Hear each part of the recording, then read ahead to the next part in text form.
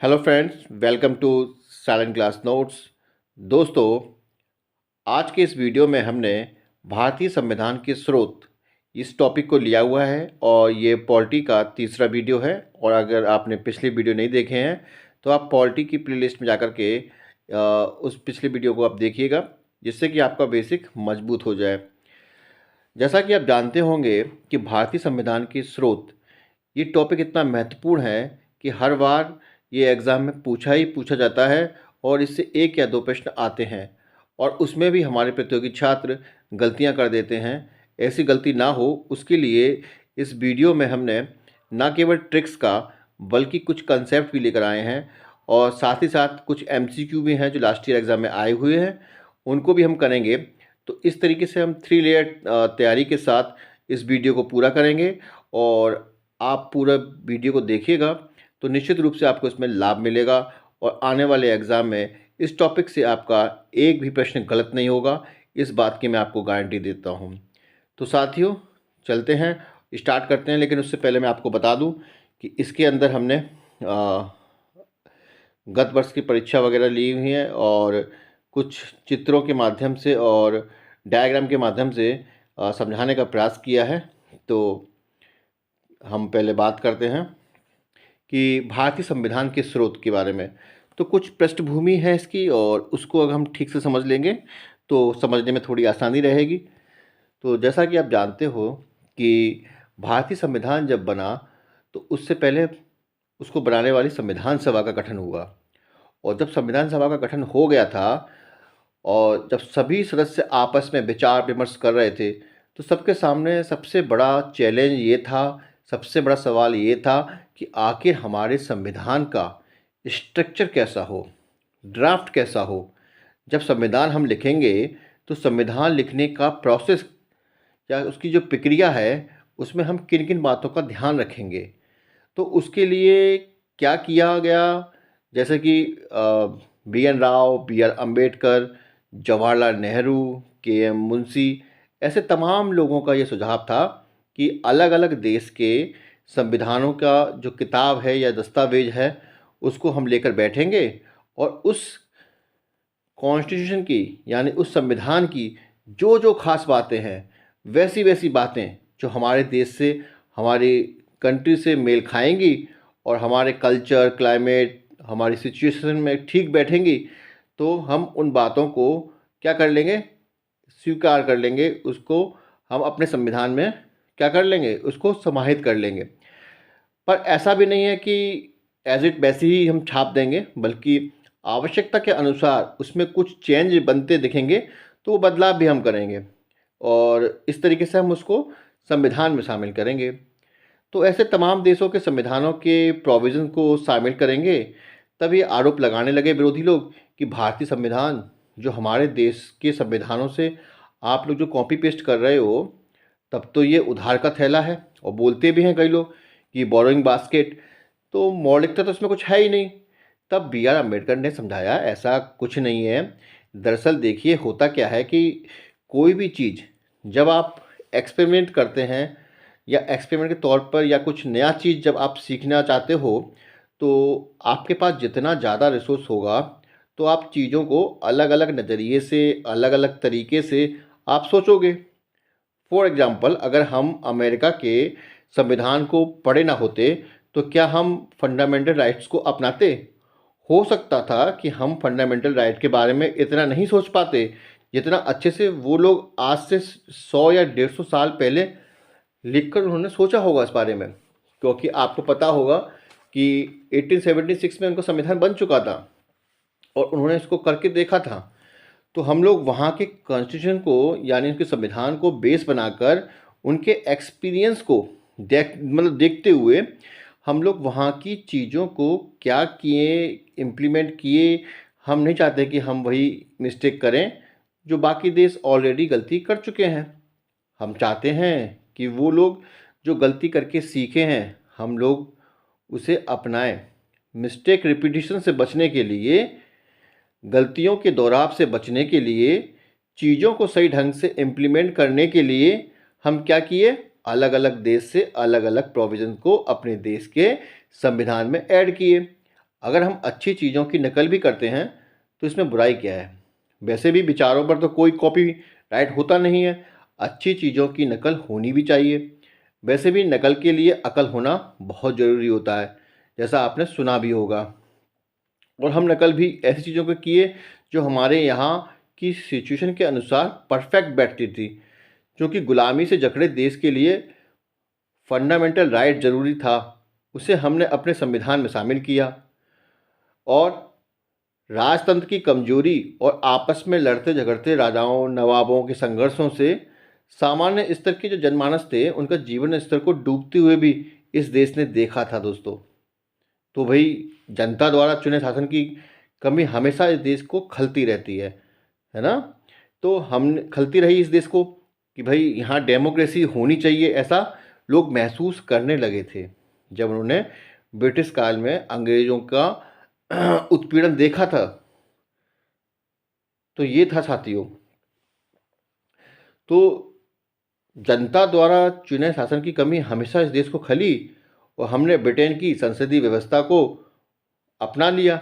और दूसरी बात ये भी थी कि लंबे समय से ब्रिटेन ने भारत पर शासन किया था और हम उस व्यवस्था के हैबिचुअल भी हो गए थे, क्योंकि 1892 के एक्ट में संसदीय प्रणाली की आंशिक शुरुआत तो हो ही चुकी थी और बजट पर बहस का अधिकार मिल चुका था।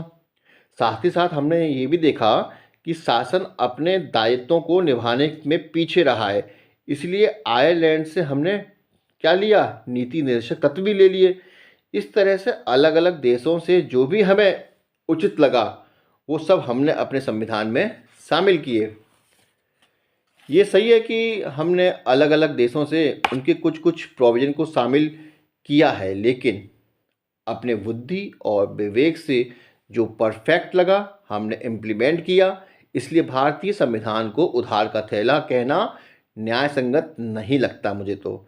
और भारत के संविधान पर सबसे ज़्यादा अगर छाप है तो वो भारत शासन अधिनियम 1935 की है, जिसमें 60% से ज़्यादा तो हमने 1935 अधिनियम से लिया है जो ऑलरेडी इंडिया का था।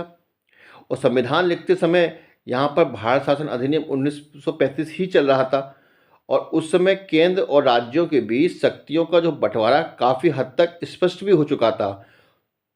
ये जो एक्ट आया था वह 1919 के एक्ट और उससे पहले के एक्टों के अनुभव और इम्प्लीमेंटेशन के परिणामों के बिहाफ पर आया था, क्योंकि धीरे धीरे ब्रिटेन भारत को कई मामलों में स्वायत्तता देने में लगा हुआ था, चाहे वह बजट के अनुपूरक प्रश्न पूछना हो या फिर बजट पर बहस हो।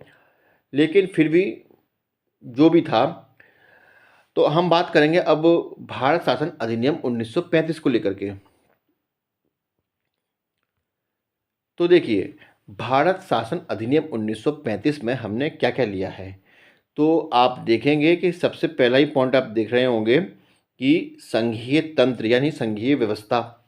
तो देखिए सब साथियों, जो केंद्र और राज्यों के बीच शक्तियों का संतुलित बंटवारा हो सके, इसलिए हमने संघीय तंत्र को लिया है भारत शासन अधिनियम। क्या केंद्र और स्टेट के बीच में पावर का एक बैलेंस डिस्ट्रीब्यूशन हो जाए, एक संतुलित बंटवारा हो जाए, इसके लिए हमने लिया संघीय व्यवस्था को। फिर इसके अलावा राज्यपाल का कार्यालय। अब देखिएगा कि संघीय व्यवस्था में कहीं ऐसा ना हो कि राज्य क्या करने लगे, डिमांड करने लगे कि भैया हम आपसे अलग होना चाहते हैं। तो उस टूट फूट से बचने के लिए एक राज्यपाल जरूरी है और राज्यपाल जरूरी है तो उसका कार्यालय भी जरूरी है। तो इसीलिए हमने राज्यपाल का कार्यालय ये भारत शासन अधिनियम 1935 से लिया। फिर इसके अलावा आप देखेंगे न्यायपालिका का ढांचा। न्यायपालिका का ढांचा जो हमने लिया है ना, वो भी हमने 1935 के अधिनियम से लिया है। ठीक है साथियों, देखिए न्यायपालिका में जो supreme court, high court, subordinate court का जो ढांचा होता है ना, आप देखेंगे इस तरीके से होता है। सबऑर्डिनेट कोर्ट्स होते हैं हर स्टेट्स में और हर स्टेट में एक एक हाई कोर्ट होता है, लेकिन इन सबसे ऊपर क्या होता है, केंद्र में सुप्रीम कोर्ट जो कि टॉप पर होता है एकदम से। तो इस तरह का जो ढांचा न्यायपालिका का हमने लिया, वो किससे लिया, भारत शासन अधिनियम 1935 से। फिर आपका अगला टॉपिक जो आता है वो आता है लोक सेवा आयोग। तो देखिए, आपने देखा होगा कि राज्य स्तर पर पीसीएस होते हैं और केंद्र स्तर पर आईएएस होते हैं। तो ये जो आईएएस और पीसीएस अधिकारी होते हैं उनका कार्य क्या है? देश की शासन व्यवस्था का सही ढंग से संचालन करना। अगर ये नहीं होंगे तो सरकार की योजनाओं को कौन इम्प्लीमेंट करवाएगा? जो आप DM, SP, SDM, deputy SP जो आपको दिखता है वो क्या है? वो इन्हीं आयोगों से चुनकर आते हैं। और ब्रिटिश काल में यही डीएम क्या था? टैक्स कलेक्ट करता था, तो इसीलिए उसको कलेक्टर भी बोलते थे। तो साथियों, इसलिए हमने लोक सेवा आयोग कहाँ से लिया है? 1935 के अधिनियम से। देखिए साथियों, अगर हम इसमें डिटेल से बात नहीं करेंगे तो हो सकता है कि आप भूल जाएं। तो चीज़ों को समझ के चलना है, रटना नहीं है। और जहाँ ज़रूरत होगी वहाँ हम ट्रिक का भी इस्तेमाल करेंगे, और जहाँ आवश्यकता नहीं होगी वहाँ हम डिटेल में देखेंगे। अब देखिए, आपातकालीन उपबंध। आपातकालीन उपबंध आगे आप देखेंगे कि आपातकालीन उपबंध तो हमने जर्मनी से भी लिया है, लेकिन थोड़ा सा अंतर है उसमें। ये जो आपातकालीन उपबंध हैं वो सिचुएशन को देखकर बताए गए हैं, जबकि उसमें जो बताए हैं वो फंडामेंटल राइट्स को क्या करने के लिए? समाप्त करने के लिए हैं जर्मनी वाले आपातकालीन। तो आपातकालीन उपबंध हमने कहाँ से लिए हैं? भारत शासन अधिनियम से लिए हैं। फिर इसके अलावा प्रशासनिक उपबंध वगैरह ये हमने भारत शासन अधिनियम 1935 से लिया है। फिर कुल मिलाकर हमने 60% हिस्सा 1935 के अधिनियम से लिया है, जिसमें से 250 अनुच्छेद है। तो इसीलिए अभी हमने बात की थी ना उधार का थैला, तो हमने इस बात को कोट भी किया था। तो कहने का मतलब है कि जब 60% से ज़्यादा हिस्सा 1935 के अधिनियम से था तो उधार का थैला कहना उचित नहीं है। उसके अलावा और भी हमने कई सारे कारण आपको बताए थे, और ऐसा प्रश्न मेंस में भी आ चुका है। आईएएस में ये पूछा जा चुका है कि क्या भारत का संविधान उधार का थैला है क्या? तो इतनी जानकारी बहुत आवश्यक थी, तो इसीलिए हमने आपको इस बारे में बताया भी। फिर आपको ब्रिटेन से क्या लिया? तो भाइयों, ब्रिटेन के बारे में हम देखेंगे कि ब्रिटेन तो सबसे ज़्यादा शासन भारत पे ही किया था। तो ब्रिटेन का अगर संविधान के बारे में अगर हम नहीं जानेंगे तो बहुत दिक्कत हो जाएगी। इसीलिए थोड़ी पृष्ठभूमि हम देख लेते हैं, और थोड़ा चित्र आप देख रहे होंगे शाहरुख खान का कि भाई ये चित्र क्यों लगाया है, तो उसका भी रीज़न हम बता देंगे।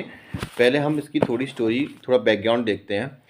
तो साथियों, 1688 के पहले, ठीक है, 1688 के पहले, 1688 ईस्वी के पहले ब्रिटेन में क्या था?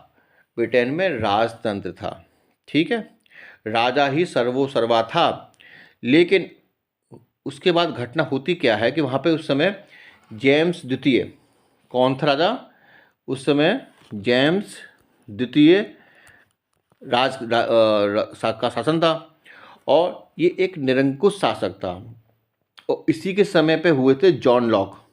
आपने जॉन लॉक का नाम सुना होगा, और ये बहुत बड़े विचारक थे। फिलॉसफी अगर जो पढ़ते होंगे उनको पता होगा कि जॉन लॉक जो थे के विचारक जो थे वो जनतंत्र के समर्थक थे, यानी कि डेमोक्रेसी के समर्थक थे। और इनके विचारों के चलते लोग जागरूक होते जा रहे थे। और वहीं दूसरी तरफ जेम्स द्वितीय जो था वो निरंकुश हो रहा था। तो इससे क्या हो गया कि एक संघर्ष की स्थिति पैदा हो गई इंग्लैंड के अंदर।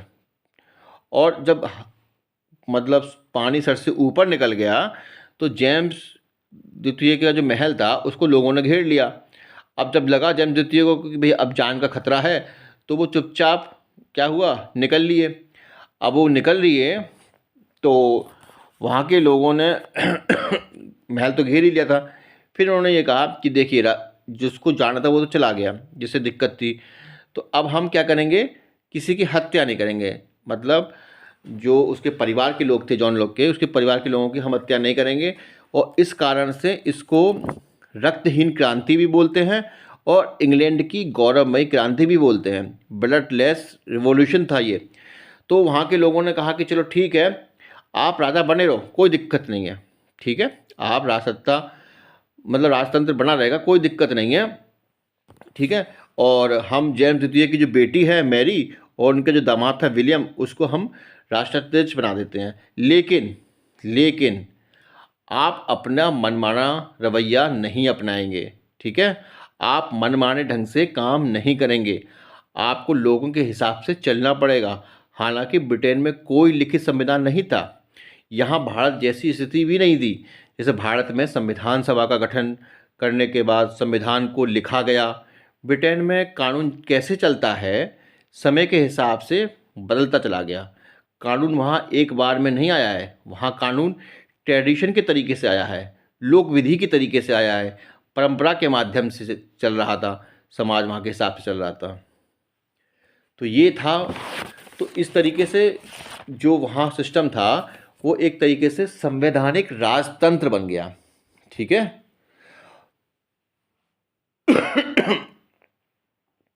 तो अब इस तरीके से वहाँ क्या हुआ, राजा को अब किसी प्रकार का पावर नहीं रहा। राजा हो लेकिन नाम मात्र के। और ब्रिटेन का जो संविधान कैसा है, वो एक तरह का संवैधानिक राजतंत्र है। मतलब राजतंत्र है क्योंकि राजा तो अब भी है, लेकिन राजा मनमाने ढंग से नहीं चलेगा, संविधान के हिसाब से चलेगा। हालांकि संविधान नाम का कोई किताब नहीं था वहाँ, लेकिन सिंबॉलिक तरह से संविधान के हिसाब से, कानून के हिसाब से चलना होगा, लोगों के हिसाब से चलना होगा। जनता जो सलाह देगी वो कानून होगा और आपको उस हिसाब से काम करना होगा। राजा का बेटा तो राजा बनेगा, लेकिन किसी काम का नहीं है वो। आज भी यही परंपरा चल रही है वहाँ पर। और कुछ लोग तो मजाक भी उड़ाते हैं कि जो देश दुनिया में सबसे पहले डेमोक्रेसी लाया और उसी के यहाँ पर मतलब मोनार्की सिस्टम है दिख रहा है, मतलब राजतंत्र दिख रहा है, एक तरह से यूजलेस है वो, ठीक है। बस परंपरा है, उसको वो ढो रहे हैं। तो साथियों, इस प्रकार से वहाँ पर क्या हुआ, राजतंत्र के होते हुए भी संसदीय प्रणाली पनपी। और ब्रिटेन में क्या चलती है, संसदीय प्रणाली चलती है। और आप देखेंगे कि इस चित्र में आप देख पा रहे होंगे कि शाहरुख खान के पीछे एक मीनार बनी हुई है और इस मीनार में एक घड़ी लगी हुई है। और ये आप बिल्डिंग देख पा रहे होंगे ना, इस बिल्डिंग का नाम क्या है। तो देखिए ये जो स्थान है ना, वो वेस्टमिंस्टर है। क्या बोलते हैं, वेस्टमिंस्टर। इसको मैं ठीक से मिटा के बताता हूँ। इसको बोलते हैं वेस्टमिंस्टर। आपने अगर डंकी मूवी देखी होगी तो आपने ये जगह ज़रूर देखी होगी। ये लंदन में एक जगह है वेस्टमिंस्टर, ये वहाँ पर है, ये महल है। और ये एक्चुअली में क्या है, इंग्लैंड की पार्लियामेंट है। ये वेस्टमिंस्टर जो है वो क्या है, एक तरह से इंग्लैंड की पार्लियामेंट है। और ये जो घड़ी आप देख रहे हैं बड़ी सी, इसको बोलते हैं बिग बैन। क्या बोलते हैं, बिग बैन, ठीक है साथियों। हाँ, तो देखिए ये तो था आपको थोड़ी सी जानकारी देने की बात। अब होता क्या है कि जो वेस्टमिंस्टर सिस्टम भी इसको बोलते हैं, क्योंकि संसदीय प्रणाली, क्योंकि यहाँ पे ये जगह है, इसी जगह पे संविधान बनाता है इनका। ये आप जगह देख पा रहे होंगे, यहीं पे क्या बनता है, इनका बना था, एक तरीके से संसदीय प्रणाली की आरंभ हुआ था। तो इसको वेस्टमिंस्टर सिस्टम भी बोलते हैं, ठीक है। और ये ब्रिटेन की संसद भवन है। ब्रिटेन में जो सिस्टम है कैसे चल रहा है, वहाँ पर जो लेजिस्लेचर होता है ना, जो सांसद होते हैं, उसी में से कौन बनता है, एग्जीक्यूटिव बनता है। मतलब कहने का मतलब है कि वहाँ पर लेजिस्लेचर में से ही कौन बनता है, एग्जीक्यूटिव बनता है। जिसे हम कार्यपालिका बोलते हैं। कार्यपालिका कहाँ से चुनकर आ रहा है, विधायिका से चुनकर आ रहा है। भारत में भी यही सिस्टम है। मंत्री कौन बनता है, जो सांसद होते हैं। भारत में भी कार्यपालिका विधायिका से आता है, ठीक है दोस्तों। जबकि अमेरिका में एग्जीक्यूटिव अलग होता है, लेजिस्लेचर अलग होता है, जुडिशियल अलग होती है। और जबकि ब्रिटेन में जो लेजिस्लेचर है वहीं से एग्जीक्यूटिव निकलता है। तो ये समानता हमारी संसदीय प्रणाली के मामले में है। और संसदीय प्रणाली हमने कहाँ से ली है, वहीं से ली है। और आप देखेंगे इस सिस्टम में 2 सदन भी हैं, ठीक है। एक होता है हाउस ऑफ कॉमन्स और दूसरा है हाउस ऑफ लॉर्ड्स। जैसे भारत में आप देखेंगे लोकसभा, राज्यसभा, उच्च सदन और निम्न सदन। इसी प्रकार का ब्रिटेन में भी होता है साथियों। ठीक है साथियों। तो जैसा अभी हमने बात किया अभी पिछले स्लाइड्स में, तो संसदीय शासन प्रणाली, ठीक है, कौन सी? संसदीय शासन प्रणाली। तो ब्रिटेन की संसद व्यवस्था का तरीका बहुत अच्छा लगा संविधान वेत्ताओं को। वहाँ पर सांसद चुनने का तरीका अच्छा लगा, वहाँ पर बहुत सही था। ब्रिटेन में सांसद बहुत मजबूत होते हैं और वही सांसद होते हैं वहाँ पर कानून भी बनाते हैं, और सांसदों का एक क्षेत्र होता है, सांसदों का चुनाव भी होता है। तो इस प्रकार से सब व्यवस्था हमने कहाँ से ली है? ये संसदीय शासन प्रणाली हमने ब्रिटेन से ली है। ठीक है साथियों। अब आती है द्विसदनीय प्रणाली। तो जैसे हमने अभी बताया था, जैसे House of Commons, House of Lords होते हैं, ऐसे ही हम क्या कर रहे हैं, हमारे यहाँ लोकसभा और राज्यसभा होती है। ठीक है साथियों।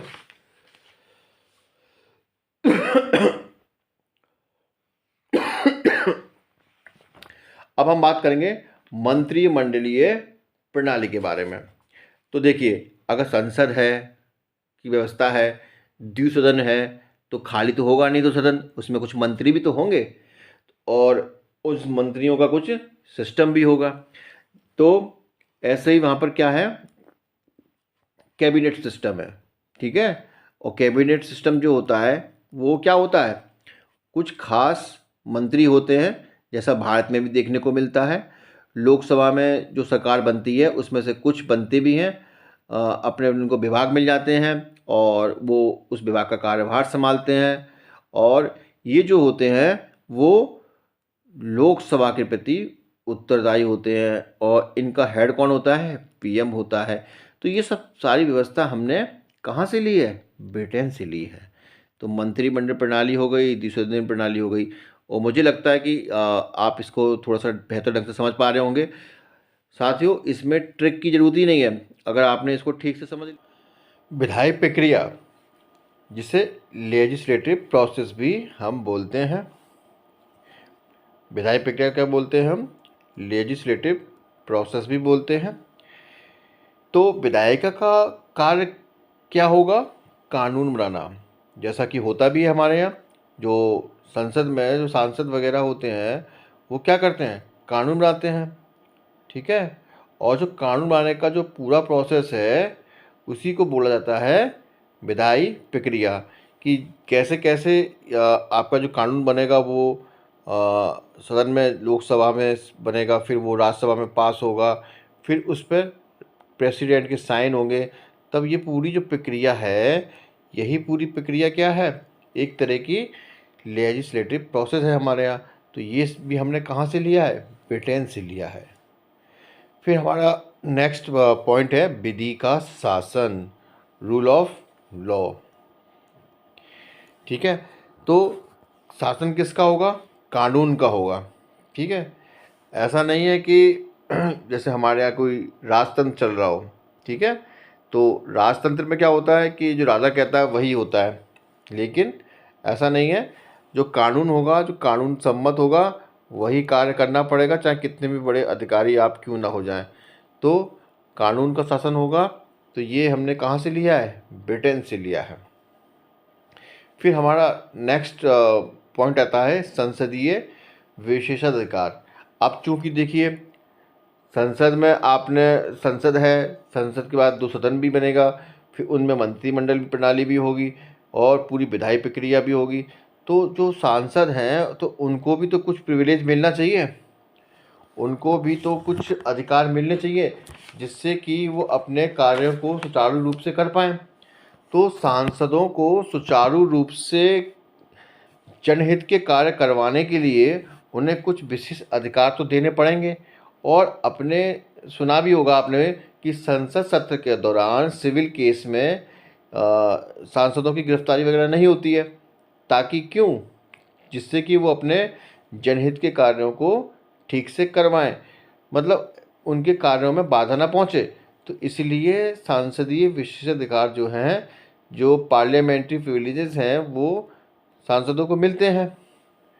फिर आपका अगला जो पॉइंट है वो है एकल नागरिकता। अब देखिए, एकल नागरिकता भी हमने कहाँ से ली है? एकल नागरिकता भी हमने ब्रिटेन से ली है।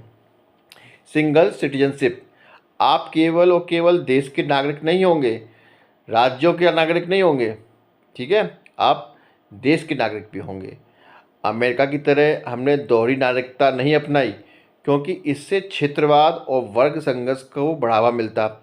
क्यों मिलता? क्योंकि हमारे यहाँ क्या है, विभिन्न प्रकार की विविधताएं हैं, जाति, संस्कृति, परंपरा, वेशभूषा, हर क्षेत्र में विविधता है। तो उसके लिए यहाँ पर एकल नागरिकता की आवश्यकता महसूस की गई। तो आप समझ सकते हैं कि किस प्रकार से संविधान बना, जो निर्माता थे उन्होंने कितनी बारीकी से इस पर ध्यान दिया। ठीक है, कि राष्ट्रीय भावना है वो कमज़ोर ना हो जाए। ठीक है, तो इसलिए एकल नागरिकता को अपनाया गया, ताकि जो हमारे देश में विविधता है वो राष्ट्रीयता के धागे में एक माला की तरह पिरोया जाए। ठीक है, और एकल नागरिकता ने, हालांकि ये दुर्भाग्य है कि इन सब के बावजूद भी आज देश में दंगे, संघर्ष, क्षेत्रवाद जैसी विसंगतियां हमें देखने को मिल जाती हैं, जिससे लगता है कि जो संविधान निर्माता थे उनका जो सपना था वो अभी पूरा नहीं हुआ है। तो ये तो था हमारा एकल नागरिकता। फिर हमारा नेक्स्ट पॉइंट आता है परमाधिकार लेख। कौन सा? परमाधिकार लेख। ये चीज़ क्या है? तो ये है प्रोरोगेटिव रिट्स बोलते हैं। ठीक है, इसे क्या बोलते हैं? Prerogative writs. ठीक है, तो साथियों ये है क्या? आपके फंडामेंटल राइट्स का हनन होता है तो आप सीधे सुप्रीम कोर्ट और हाई कोर्ट जा सकते हैं। भारत में 5 प्रकार की रिट आपने देखी होंगी, जैसे बंदी प्रत्यक्षीकरण, परमादेश, प्रतिषेध, उत्प्रेषण, अधिकार परीक्षा वगैरह। तो ये सब जो हैं वो हमने कहाँ से लिए हैं? ये हमने ब्रिटेन से लिए हैं। तो साथियों ये तो आपने देख लिया। तो इसको याद करने का तरीका यही है कि अगर हमने संसदीय प्रणाली ली है तो उसमें 2 सदन तो होंगे, और 2 सदन अगर हैं तो मंत्री भी होंगे, तो उनकी प्रणाली भी हमने ले ली। ठीक है साथियों, फिर मंत्री जी आएंगे तो मंत्री जी कुछ ना कुछ तो कानून बनाएंगे, तो कुछ प्रोसेस उनका चलेगा, तो कोई विधायी प्रक्रिया तो होगी, तो विधायी प्रक्रिया भी हमने यहीं से ले ली। अब विधायी प्रक्रिया ले ली, कानून बन गया, तो फिर कानून का शासन भी तो होगा। अब ठीक है, कानून तो बन गया, लेकिन एक कानून बनाने के लिए सांसदों को कुछ अधिकार तो मिलेंगे, तो हमने अधिकार भी दे दिए। ठीक है, तो इस प्रकार से ये जो आप देख पाएंगे ये पूरा संसदीय व्यवस्था से जुड़ा हुआ है एक दूसरे से। फिर इसके अलावा एकल नागरिकता और परमाधिकार लेख, ये जो है जो नागरिकों के पक्ष में एक तरीके से ये जो 2 पॉइंट्स आप देख सकते हैं, ये किन के लिए हैं? देश के नागरिकों के लिए, देश के लोगों से जुड़े हुए हैं, और बाकी के जो जुड़े हुए हैं वो पूरे के पूरे किससे? पार्लियामेंट्री सिस्टम से संबंधित है। ठीक है, तो इस प्रकार से आपको इसको याद रख पाना बहुत ईजी होगा। अब हम देखते हैं नेक्स्ट। अब देखिए प्रस्तावना के जो स्रोत हैं उसमें क्या होता है कि परीक्षा में बड़ा कन्फ्यूजन होता है इस चीज़ को लेकर के, कि कभी पूछ लेते हैं कि भाई प्रस्तावना का विचार कहाँ से लिया, प्रस्तावना की भाषा किससे ली है, प्रस्तावना में जो न्याय आदर्श है वो कहाँ से लिए हैं, प्रस्तावना में जो बंधुत्व की अवधारणा है वो कहाँ से ली है। तो हमेशा इसको लेकर के कन्फ्यूजन होता है, और हम इसको लेकर के बात भी करेंगे अभी। लेकिन फ़िलहाल अगर इस तरीके का कोई प्रॉब्लम अगर आता भी है तो आप इसको इस तरीके से समझिए, जैसे यूएसए से हमने क्या लिया है, अमेरिका से हमने लिया है प्रस्तावना का विचार। विचार मतलब थिंक, और अमेरिका वैसे भी क्या है, ये विचारों के मामले में अमेरिका सबसे अग्रणी है। क्यों? क्योंकि थिंक टैंक इसके पास क्या है, देश में सर्वोच्च है। तो इसीलिए हमने विचार ले लिया प्रस्तावना का। तो ये ट्रिक आपको इस तरीके से याद रहेगी। फिर फ्रांस से हमने लिया है प्रस्तावना में बंधुत्व की अवधारणा। तो देखिए फ्रांस से आप समझिए फ्रेंड, और जहाँ फ्रेंड होगा वहाँ भाईचारा होगा, बंधुत्व की भावना होगी। तो इस प्रकार से प्रस्तावना में अगर बंधुत्व की अवधारणा आ रही है तो हमने वो फ्रांस से रिलेट कर लेंगे। फिर आता है प्रस्तावना में न्याय आदर्श। तो अब इसे कैसे याद रखें, तो इसका ट्रिक ये है कि रसिया को आप समझिए रस्सी, ठीक है, और न्याय, तो किसी व्यक्ति को न्याय कैसे मिलता है, अगर किसी ने किसी की हत्या कर दी तो क्या करते हैं, रस्सी से उसकी फांसी बना करके क्या क्या करते हैं, जिसकी हत्या हुई है उसके परिवार को न्याय दिलाने का कार्य किया जाता है। तो इस प्रकार से आप इसको याद कर सकते हैं। फिर आती है प्रस्तावना की भाषा। तो देखिए, ऑस्ट्रेलिया से ली गई है प्रस्तावना की भाषा, तो ये तो आपको याद करना पड़ेगा, और अगर आपकी कोई ट्रिक हो तो आप इसको समझ सकते हैं। लेकिन इन चारों में से 3 को तो आप समझ ही गए होंगे कि हम किस प्रकार से इसको याद रख सकते हैं। फिर नेक्स्ट है हमारा कि समान लक्षण जो दोनों परिसंघीय देशों में पाए जाते हैं, यानी कि दोनों फेडरल कंट्रीज में पाए जाते हैं, वो कौन कौन से लक्षण हैं। तो देखिए, एक तो ये है कि संविधान की व्याख्या के लिए सुप्रीम कोर्ट, ठीक है, और जुडिशियल रिव्यू, ठीक है, इंडिया में भी हो है और वो अमेरिका में भी है। तो ये दोनों व्यवस्थाएं अमेरिका और इंडिया दोनों में मिल जाती हैं। अब आके बात करते हैं, नेक्स्ट है हमारा आयरलैंड से हमने क्या लिया है। तो आयरलैंड से हमने क्या लिया है, तो आयरलैंड से हमने लिया है नीति निर्देशक तत्व, राष्ट्रपति निर्वाचन पद्धति और राज्यसभा में कुछ सदस्यों का नामांकन। तो इसको कैसे याद करें, तो साथियों आप इसको ट्रिक ऐसे समझिए कि आयरलैंड में जो आय है, आय मतलब इनकम, और जिसकी इनकम होती है भाई सरकार उसी के हिसाब से नीति बनाती है क्या, बिल्कुल बन रहा है आजकल, तो यही हो रहा है। फिर राष्ट्रपति निर्वाचन पद्धति, ठीक है, तो इसको कैसे याद करें, तो आप ये देखिएगा कि जितने भी कार्यपालिका अधिकारी होते हैं उनमें सबसे ज़्यादा सैलरी किसकी होती है, राष्ट्रपति की। तो सब राष्ट्रपति की मतलब सैलरी बहुत ज़्यादा है, तो उसकी आय भी क्या होगी, ज़्यादा होगी। तो हर कोई व्यक्ति ये चाहेगा कि भाई राष्ट्रपति का निर्वाचन हो जाए हमारा, तो हमारी आय क्या हो, बढ़ जाए। तो इसको ऐसे याद करें। फिर है राज्यसभा में कुछ सदस्यों का नामांकन। तो देखिए भाई, जिसकी आय है नाम तो उसी का ही होगा ना, भाई नाम किसका होता है, जिसके पास इनकम है, जिसके पास आय है। तो इस प्रकार से आप इसको भी रिलेट कर सकते हैं साथियों। तो ये तो थी आपकी ट्रिक, ठीक है। और अगर आपको इसको समझना है तो कैसे समझेंगे, इसके लिए कुछ कंसेप्ट भी हम समझ लेते हैं कि आखिर हमने डीपीएसपी आयरलैंड से क्यों लिया। तो देखिए, इसे शामिल करने का कारण ये था कि कुछ अधिकार ऐसे हैं जिसे राज्यों को अपने नागरिकों को देने चाहिए, लेकिन वे राज्य की वित्तीय स्थिति पर निर्भर करते हैं। और जब देश आज़ाद हुआ था तब राज्यों की स्थिति बहुत ख़राब थी, ठीक है। तो कुछ चीज़ें ऐसी थी जो उन्हें हम फंडामेंटल राइट्स में दे सकते नहीं थे, जैसे समान कार्य के लिए समान वेतन। तो इनको हमने डीपीएसपी में रख दिया, ठीक है। इसको ले अगर अगर कोई ये कहे कि रोज़गार हमारा जो है उसको हमें फंडामेंटल राइट्स में दे दो, तो क्या दे पाते, नहीं दे पाते। भाई हमारे देश की वित्तीय स्थिति ऐसी नहीं थी कि सभी को रोज़गार दे पाएँ। तो ऐसे कुछ ऐसे भी अधिकार थे जो हम फंडामेंटल राइट्स में नहीं दे सकते थे, उसको हमने डीपीएसपी में डाल दिया। ये सरकार की वित्तीय स्थिति पर निर्भर करता है, और भविष्य में इस ओर राज्यों का कोई कार्य करना था, है ना, जैसे कि पर्यावरण के लिए अभी बहुत कुछ किया जाना है, तो इसे फंडामेंटल राइट्स में नहीं दे सकते, ठीक है। लेकिन जब वित्तीय स्थिति अच्छी हो जाएगी तो हो सकता है कि इसे पर्यावरण में डाल दिया जाए, ठीक। अब आप फंडामेंटल जो मतलब आप जो मूल अधिकार को देखेंगे, उसमें जो अधिकार दिए हैं उसमें राज्य सरकार का कुछ खर्च होता है क्या, नहीं होता है। जीवन जीने का अधिकार ले लो, धार्मिक स्वतंत्रता, बोलने की स्वतंत्रता, तो इन चीज़ों में क्या सरकार का कुछ खर्च हो रहा है, कुछ भी खर्च नहीं हो रहा है।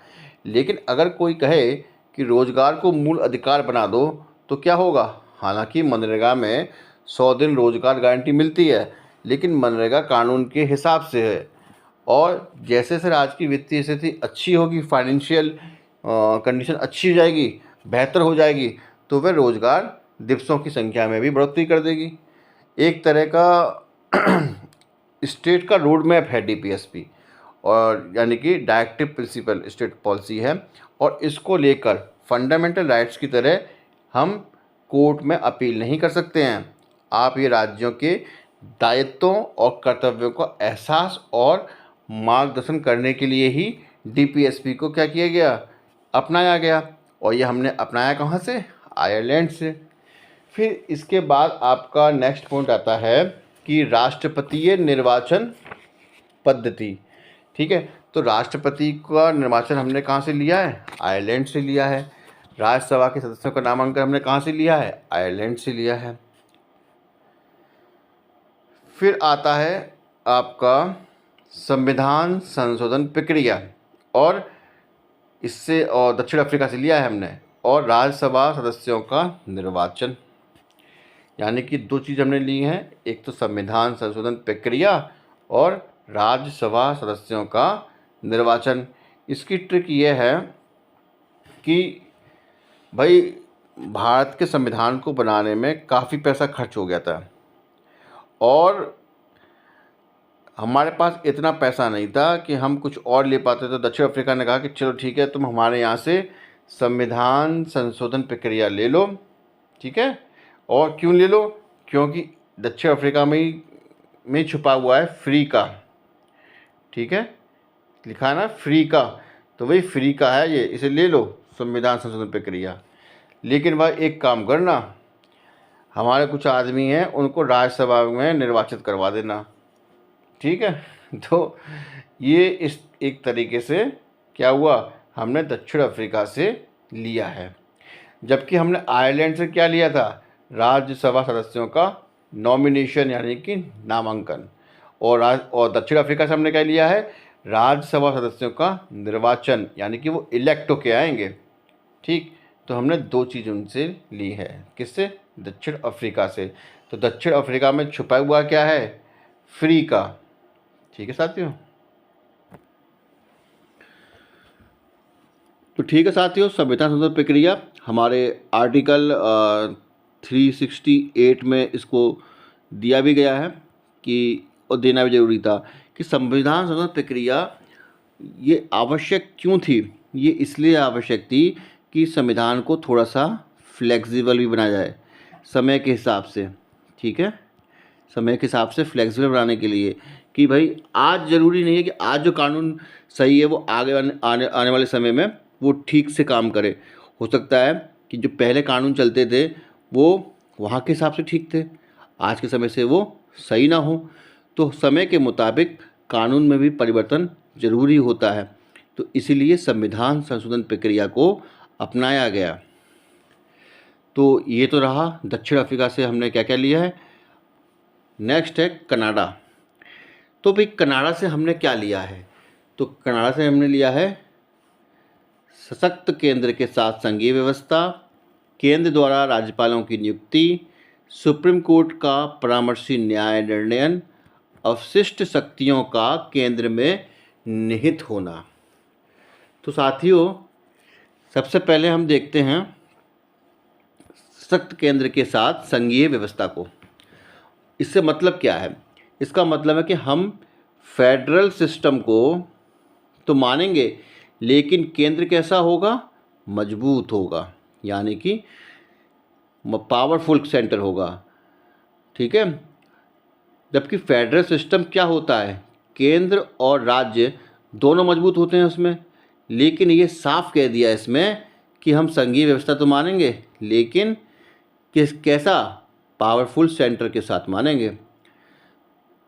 मतलब इसे आप एकात्मक भी मत समझना, जहाँ पर राज्य का कोई वजूद ही नहीं होता है, चीन की तरह, ऐसा भी नहीं है।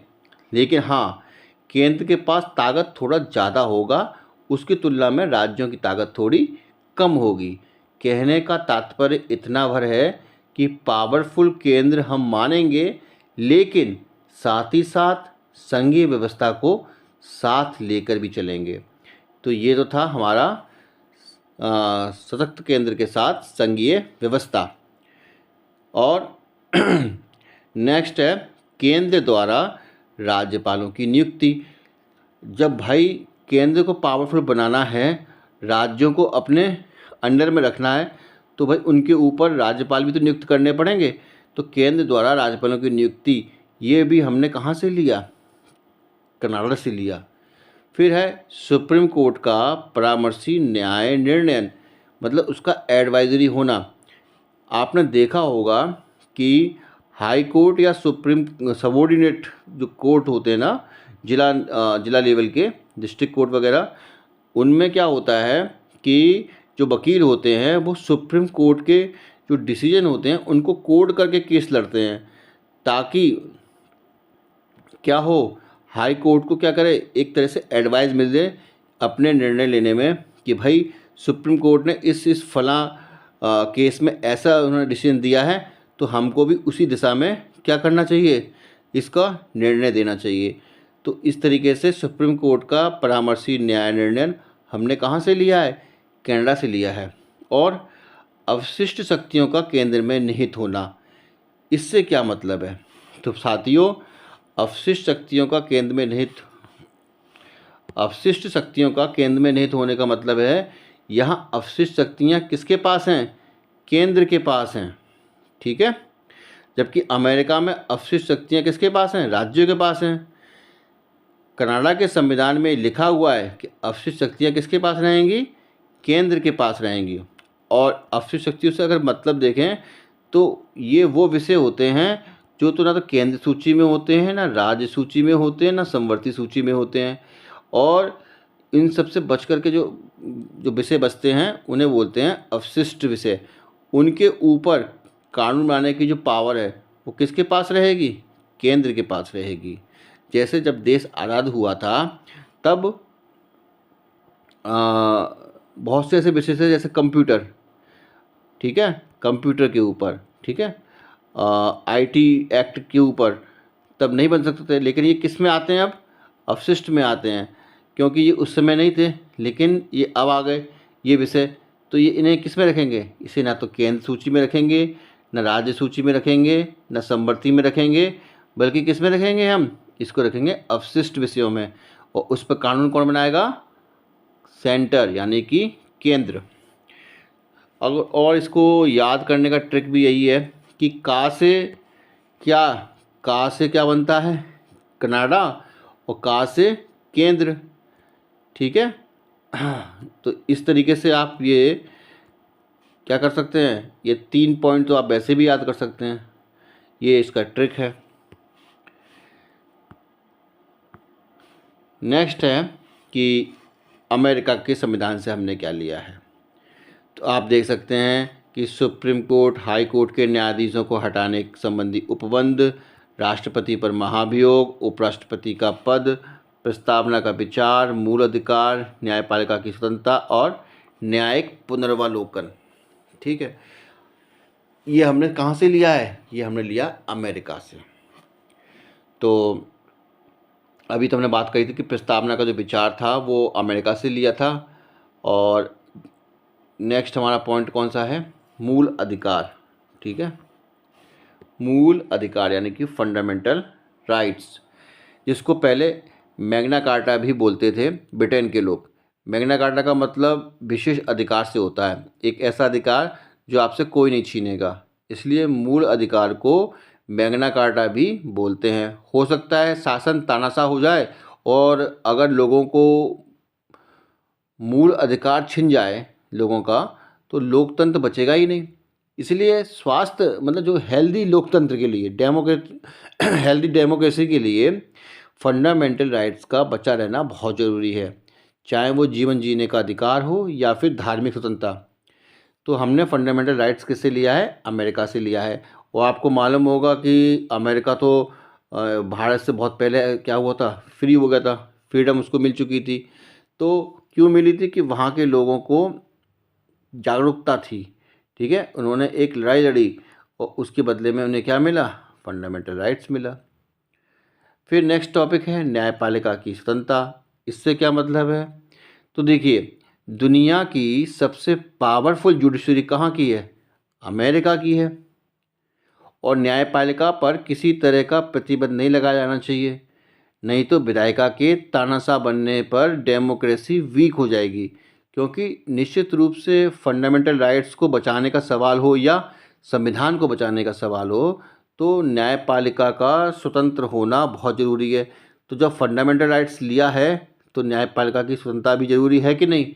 तो इसलिए हमने न्यायपालिका की स्वतंत्रता भी हमने वहाँ से ली है। ठीक है। ब्रिटेन की न्यायपालिका कमज़ोर है, जबकि अमेरिका की क्या है? न्यायपालिका मजबूत है। ब्रिटेन की संसद मजबूत है, ठीक है, और अमेरिका की न्यायपालिका मजबूत है। तो अमेरिका से हमने क्या लिया है? मूल अधिकार और न्यायपालिका की स्वतंत्रता। अब न्याय पुनर्वलोकन, ये क्या भाई? संविधान को बचाने की बात आएगी तो न्यायिक पुनर्विलोकन बहुत ज़रूरी है, ठीक है। और लोगों के अधिकारों को बचाने की बात आएगी तो भी न्यायपालिका की स्वतंत्रता बहुत ज़रूरी है।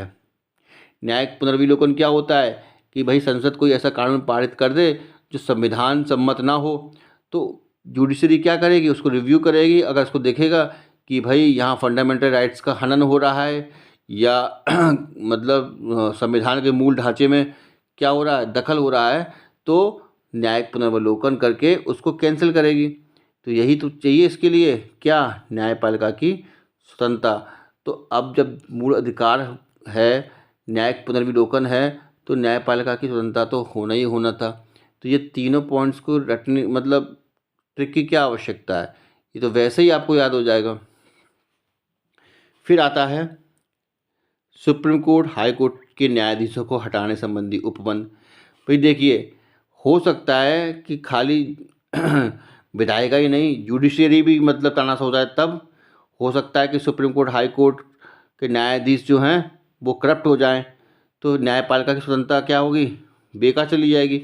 तो भाई इनको भी तो, अगर ऐसा होता है तो इनको हटाने के लिए भी तो कोई उपबंध होना चाहिए।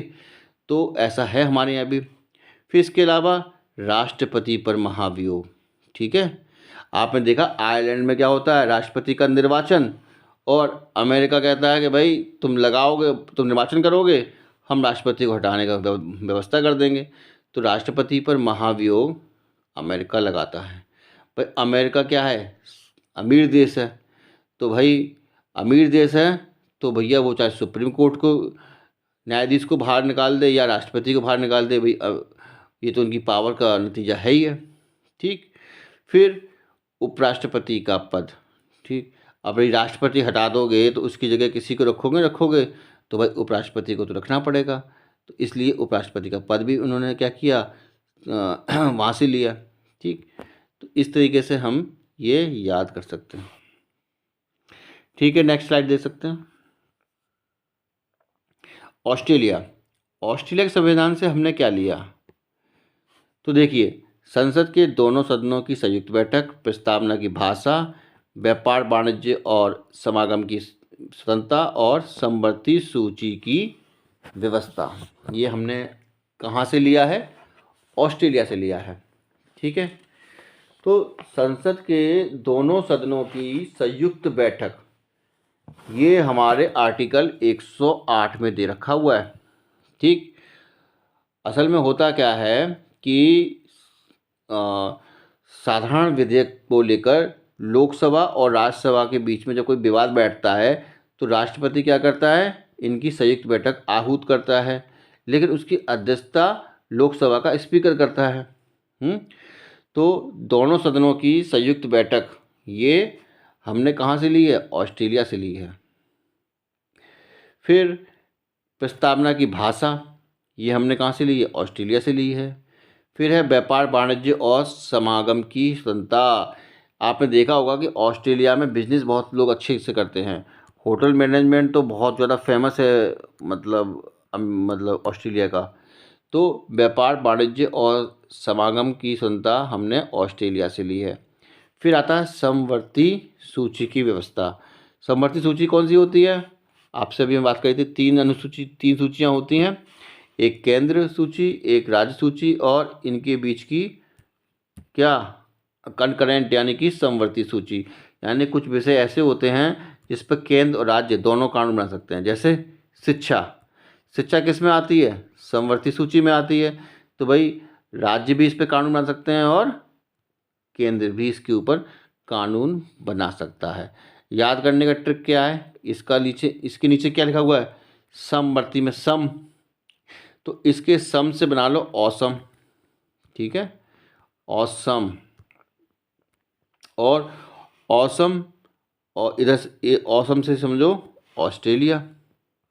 ठीक, तो इस तरीके से हम इसको ट्रिक के माध्यम से याद कर सकते हैं।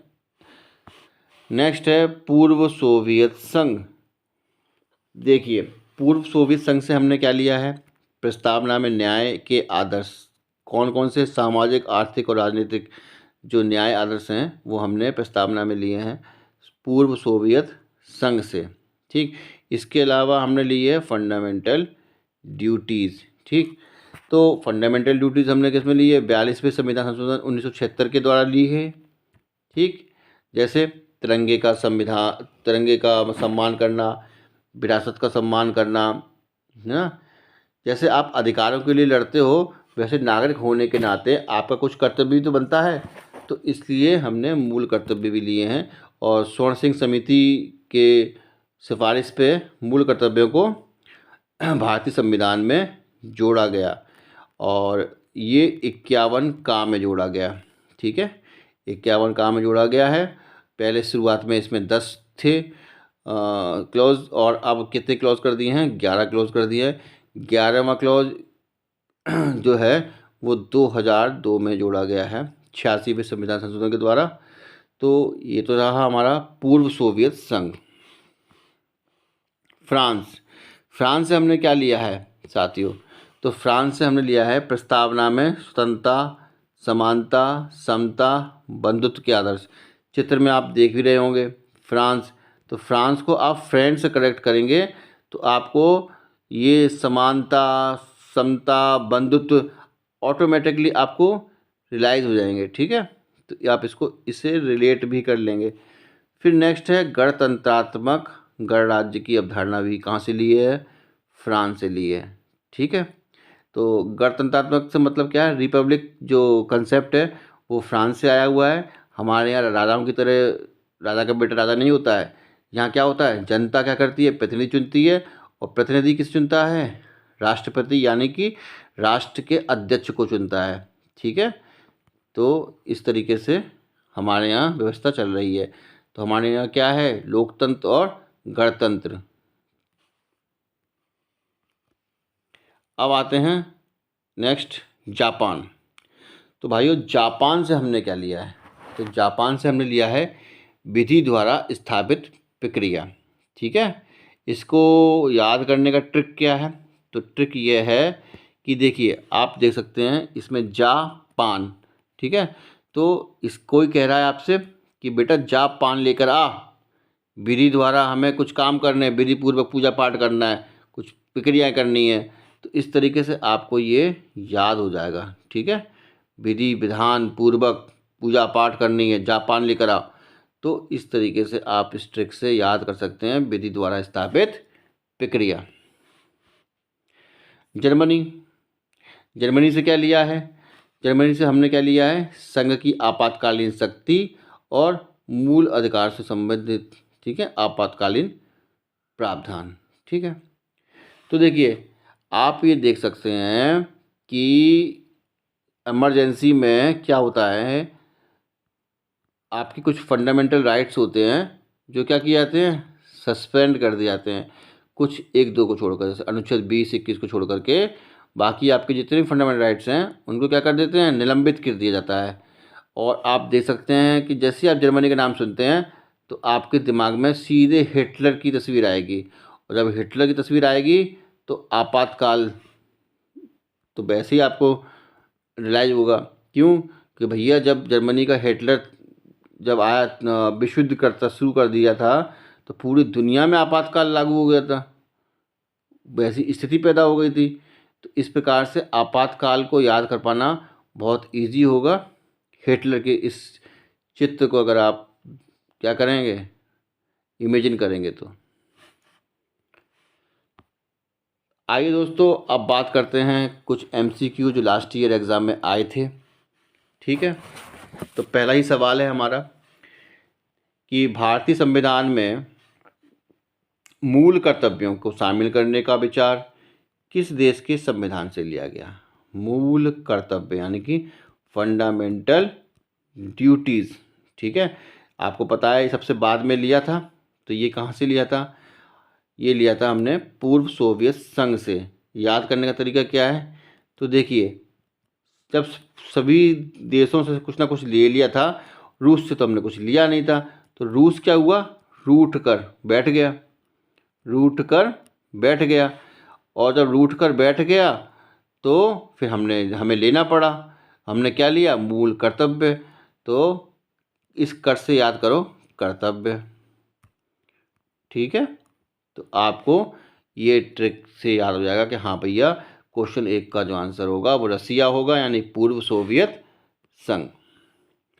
क्वेश्चन नंबर 2, भारतीय संविधान के द्वारा दिया गया मौलिक अधिकारों के स्थगन संबंधी कार्यपालिका के अधिकारों को किस देश के संविधान से लिया गया है? तो देखिए, मौलिक अधिकारों के स्थगन, भाई मौलिक अधिकार कब स्थगन होते हैं? भाई इमरजेंसी में। और इमरजेंसी कब लगी थी भैया? जब हिटलर ने लगाई थी। भाई कौन सा हिटलर? भाई जर्मनी का हिटलर। तो ऑप्शन बी इसका राइट आंसर होगा। क्वेश्चन नंबर 3, संयुक्त राज्य अमेरिका के संवैधानिक आदर्शों पर भारतीय संविधान में कौन कौन सी व्यवस्था शामिल की गई हैं? तो देखिए, संघीय शासन व्यवस्था, भाई देखिए फेडरल सिस्टम है अमेरिका में, सभी राज्यों का संघ है वहाँ पर। फिर मौलिक अधिकार तो हमने लिए ही लिए हैं। फिर ऑप्शन सी, स्वतंत्र और निष्पक्ष सर्वोच्च न्यायालय और जुडिशियल रिव्यू, ये बिल्कुल लिया है हमने। तो ये हमने तीनों वहीं से लिए हैं, तो ऑप्शन डी जो होगा वो हमारा राइट आंसर बन जाएगा। क्वेश्चन नंबर 4, भारतीय संविधान के निर्माण में सर्वाधिक गंभीर प्रभाव निम्नलिखित में से किसने छोड़ा है? तो ब्रिटिश संविधान, संयुक्त राज्य अमेरिका का संविधान, आयरलैंड का संविधान या भारत सरकार अधिनियम 1935। तो देखिए, सबसे ज़्यादा प्रभाव किस पर छोड़ा है भाई? 60% हमने कहाँ से लिया है भाई? भारत सरकार अधिनियम 1935 से। बात करी थी शुरुआत में। क्वेश्चन नंबर 5, भारतीय संविधान में संघवाद किस देश से लिया गया है? तो भारतीय संविधान में संघवाद हमने क्या यूए से लिया है? यूए की तो बात ही नहीं हो रही है। यूएसए, ऑस्ट्रेलिया और कनाडा। तो भाई यूए तो वैसे ही कट गया। अब बचे ये 3, इनमें से कौन सा आंसर हो सकता है? तो संघवाद यानी कि फेडरलिज्म हमने किससे लिया है? कनाडा से लिया है, क्योंकि सशक्त केंद्र के साथ, ठीक है, सशक्त केंद्र के साथ हमने संघवाद लिया है कनाडा से। क्वेश्चन नंबर 6, सर्वोच्च न्यायालय की व्यवस्था भारतीय संविधान में किस देश से ली गई है? तो देखिए, क्वेश्चन नंबर 6 का सर्वोच्च न्यायालय की व्यवस्था हमने किससे ली है? यूएसए से ली है। क्वेश्चन नंबर 7, संघात्मक शासन व्यवस्था का सर्वप्रथम किस देश ने अपनाया? तो देखिए, कनाडा ने संघात्मक शासन व्यवस्था सबसे पहले अपनाई थी। क्वेश्चन नंबर 8, भारत की संसदीय प्रणाली प्रभावित है किससे है? भाई सीधी सी बात है, इसका आंसर आपको नहीं पता होगा तो किसको पता होगा? भाई सबसे ज़्यादा शासन किसने किया था? इंग्लैंड ने किया था भारत पर, तो वहीं की संसदीय प्रणाली हमने अपना ली, इंग्लैंड। इसका ऑप्शन ए सही होगा। क्वेश्चन नंबर 9, भारत के संविधान की प्रस्तावना में प्रतिष्ठापित स्वतंत्रता, समानता, भाईचारा, ये आदर्शों को प्रेरणा कहाँ से मिली थी? तो भाई भाईचारा यानी कि फ्रेंडशिप, और फ्रेंडशिप मतलब फ्रांस। तो भाई यहाँ कहाँ पर है फ्रांस? ऑप्शन ए फ्रांस की क्रांति। क्वेश्चन नंबर 10, भारतीय संविधान की संशोधन प्रक्रिया किस देश के संविधान से प्रभावित है? तो भाई संशोधन की प्रक्रिया हमने कहाँ से ली थी? जब सारे पैसे खर्च हो गए थे तो भाई फ्री में हमें किसने दिया था? फ्री का माल किसने दिया था? भाई फ्री का माल दिया था अफ्रीका यानी कि दक्षिण अफ्रीका ने। तो option D is right answer. Question number 11, किस देश के संविधान में भारत की संघीय व्यवस्था प्रभावित नहीं है? तो देखिए, यहाँ तो है फेडरल संघवाद है, राज्यों का संघ है अमेरिका। कनाडा तो है ही है, ठीक है। ऑस्ट्रेलिया में भी है राज्यों का संघ। दक्षिण अफ्रीका ये नहीं है, तो option D is the right answer. Question number 12। Question number 12 का क्या होगा, तो देखिए इसको ऐसे याद करिए। मौलिक अधिकार हमने किससे लिए हैं, तो भाई अमेरिका से लिए हैं। तो ए का क्या हो जाएगा 1, वो 4 हो जाएगा, सॉरी। अब मौलिक अधिकार किससे संबंधित है, अमेरिका से। फिर राज्य के नीति निर्देशक तत्व, यानी कि हम नीति किनकी चलती है, जिनकी आय होती है, तो आयरिस, तो इसका हो जाएगा 3। फिर है मंत्रिमंडलीय सरकार, भी संसद प्रणाली, मंत्रिमंडल, ये सब हमने कहाँ से लिए थे, ब्रिटेन से, तो इसका हो जाएगा ब्रिटेन, तो सी का हो जाएगा 1। फिर केंद्र राज्य संबंध, तो ये जो केंद्र राज्य के संबंध हैं ये हमने कहाँ से लिए, कनाडा से, तो ये हो जाएगा 2। तो 4 3 1 2 ये किस में है, 4 3 1 2, option B is the right answer. Question number 13। निम्नलिखित में से कौन सा लक्षण भारतीय परिसंघ और अमेरिकी परिसंघ में समान रूप से पाया जाता है। तो अभी हमने बात भी की थी, स्लाइड्स में देखा भी होगा आपने कि कौन सा लक्षण है जो भारतीय परिसंघ और अमेरिकी परिसंघ दोनों में पाया जाता है। तो एक ही नागरिकता, भाई अमेरिका में तो दोहरी नागरिकता है, तो ये तो गलत हो गया। संविधान की 3 सूचियाँ, ये तो है ही नहीं। न्यायपालिका की द्वैता तो है नहीं है, एक ही वो है न्यायपालिका, तो ये भी नहीं है। संविधान के निर्वाचन के लिए परिसंघीय उच्चतम न्यायालय, यानी कि निर्वाचन मतलब व्याख्या के लिए, तो ऑप्शन डी राइट आंसर होगा। निर्वाचन नहीं होगा, असल में ये निर्वचन होगा, ठीक है, ये गलत टाइप हो गया है। निर्वचन इज द राइट वर्ड, ठीक है, तो ऑप्शन डी ये होगा। Question number 14। संसदीय शासन प्रणाली सर्वप्रथम किस देश में विकसित हुई। तो भाई ये क्वेश्चन पीसेस में आ चुका है और इसका राइट आंसर होगा ब्रिटेन। Question number 15। भारत के राष्ट्रपति की आपातकालीन शक्तियाँ निम्नलिखित में से किस देश की देन है। तो आपातकालीन शक्तियाँ किस देश की देन है, कनाडा तो है ही नहीं है, ऑस्ट्रेलिया है नहीं है, अमेरिका है नहीं है, तो जर्मनी है, ठीक है। हिटलर, जर्मनी और आपातकाल, ये 3 चीज़ें तो आपको वैसे ही याद हो जाएंगी। तो साथियों अब हमने सारे के सारे एमसीक्यू पूरे कर लिए, हमने पूरे कंसेप्ट समझ लिए। इससे ज़्यादा और कोई नहीं समझ सकता इस टॉपिक के ऊपर। हमने मैक्सिमम लिमिट क्रॉस कर दी है इस टॉपिक को लेकर के, और यहाँ से अब आपका कोई भी क्वेश्चन गलत नहीं होगा, इस बात की मैं गारंटी देता हूँ।